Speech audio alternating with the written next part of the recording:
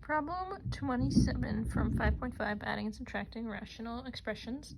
So we have x over x squared minus 9 plus x plus 1 divided by x squared plus 6x plus 9. And first step is always to factor the denominators. So this one was difference of perfect squares. Difference meaning subtraction, and then this is x being squared, this is 3 being squared. So the difference of squares always factors into their square roots, the x and the 3, and two binomials, one with a plus sign, one with a minus sign. Because if we FOIL this, we'd get x squared, negative 3x plus 3x would add to 0, minus the 9. Then I have to factor this. This is going to factor into x plus 3.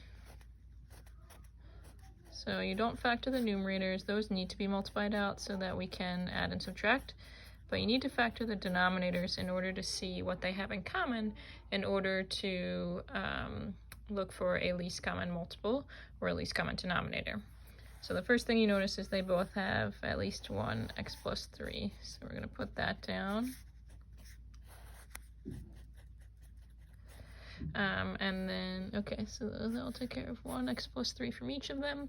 This one has another x plus 3, so you need another x plus 3 in your common denominator.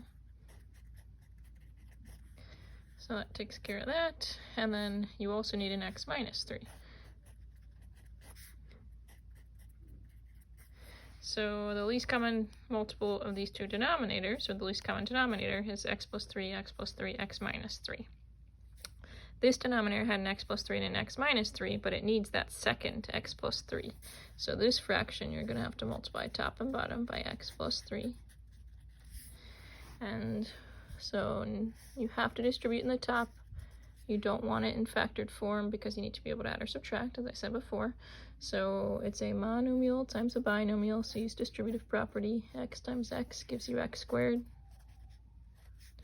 X times 3 gives you 3x. And so in the bottom, you would have x plus 3 times x plus 3 times x minus 3, which is exactly what we want and need. This fraction over here had the x plus 3, but it doesn't have the x minus 3. So you've got to multiply top and bottom by x minus 3. We're multiplying the top and bottom by that, so that we're really just multiplying by a value of 1, so that we're not going to change the value of this fraction, just the way it's written. Now we've got a binomial times a binomial, so we've got to do first times first, and we'll get x squared.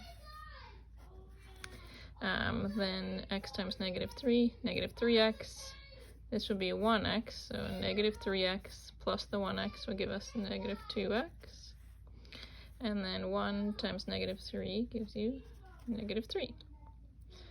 So now we have two fractions with a common denominator, and they both have the same denominator, x plus 3, x minus 3.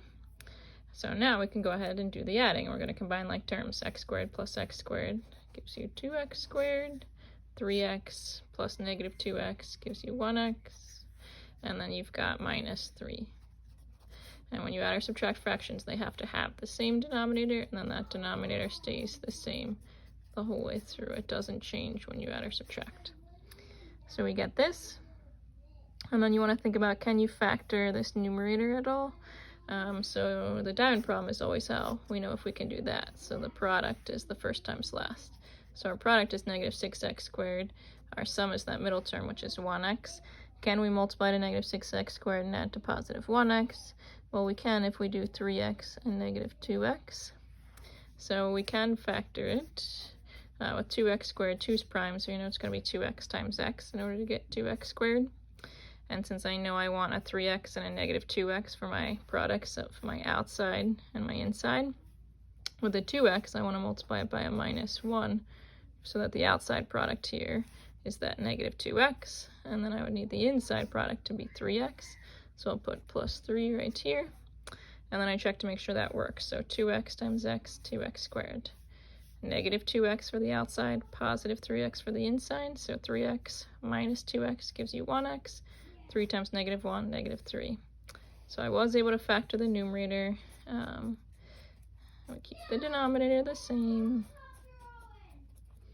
And then we check to see if we can simplify it all. Well, we don't have any common factors. This whole binomial would have to be in common with the the same exact whole binomial on the bottom, and they aren't. They're different.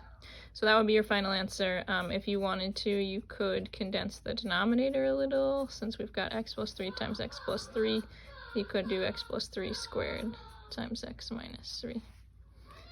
But that would be about it. So on this one, technically you didn't have to factor this because you couldn't simplify, but you always want to check, because if this had come out to be an x minus 3 and these divided out, you'd have to do that. So we always check it. But so your final answer could be like this, or you could have left it like this. Hope that helps.